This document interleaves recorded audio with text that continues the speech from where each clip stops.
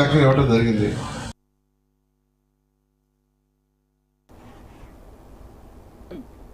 జనగామ జిల్లా లింగాల ఘన్పూర్ మండల కేంద్రంలో సర్దార్ సర్వాయి పాపన్న విగ్రహ ఆవిష్కరణ కార్యక్రమం జరిగింది.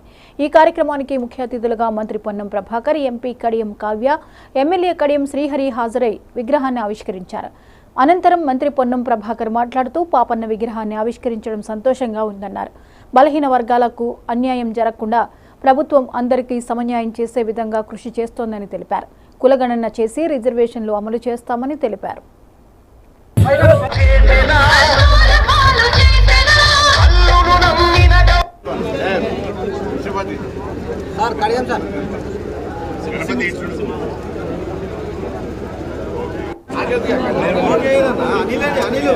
అయిపోయిందా?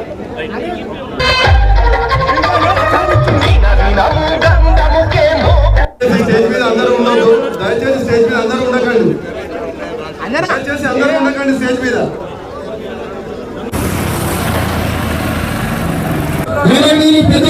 తెలంగాణ రాష్ట్ర రవాణా మంత్రి మరియు బీసీ సంక్షేమ శాఖ మంత్రులు కార్యక్రమాన్ని దిగ్విజయంగా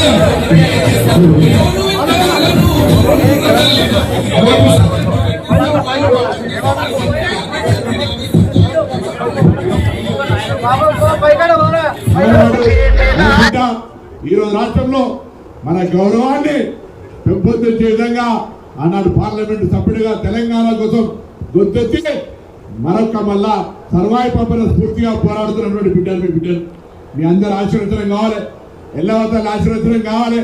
ఎక్కడికి వెళ్ళినా మీ బిడ్డగా నా పోరాటం చేస్తా ఉన్నా ఇలా ధైర్యంగా మీ అందరూ మేము ఉన్నాం అనేటువంటి ఒక ధైర్యం నాకుంది.